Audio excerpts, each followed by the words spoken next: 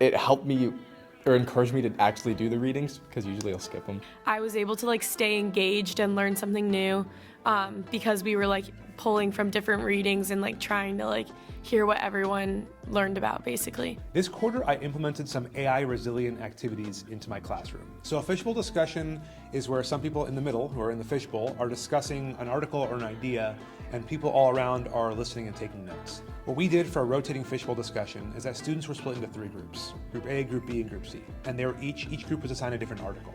Students who had read and taken notes on Article A came to class, talked about Article A in front of everybody else, then we rotated. Students who had read Article B came in the middle, discussed while everybody else took notes. Same thing with students who had read Article C. Here's what my students thought about the rotating fishbowl discussion. Hearing the people in the middle kind of summarize what the main point of the article really helped me kind of visualize almost what was happening in that article, because sometimes I'll read it, because I kind of read a lot of the articles and I would read it and sometimes I wouldn't fully grasp what they were saying, but hearing what other people had to say about it was pretty helpful, I would say. I thought they were really helpful because it took some of the load off from having to do, if there was 4 readings, we didn't have to do all of them, we had to do 1 or 2. And I also thought it was helpful to hear other person's opinions when you were on the outside of the circle.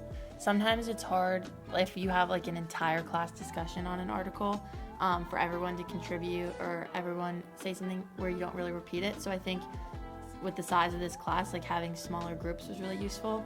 If it was all one reading, I think I would have been kind of bored with it, but I was able to stay engaged and learn something new because we were pulling from different readings and trying to hear what everyone learned about basically. It helped me or encouraged me to actually do the readings, because usually I'll skip them. If a professor gives me an assignment where I'm supposed to read an assignment or read an article, but I'm not doing anything with the article, the chances are I'm not going to read it.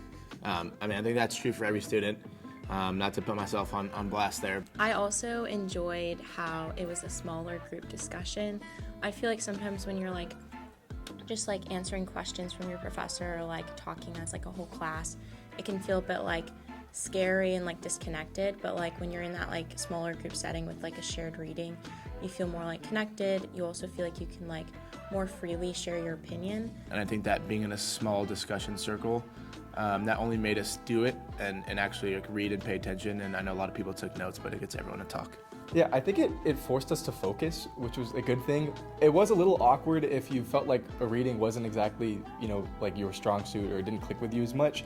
So at times, I don't know, maybe it wasn't my favorite, but it definitely helped me to feel more comfortable talking with my classmates. And then sitting on the outside of the circle, I found it really interesting to hear the different people's points of views and learn a little bit about an article a different way than just reading it and internalizing it and taking notes myself. I got to hear how Hannah thought about it and how she took notes and understood the different articles, so I liked that.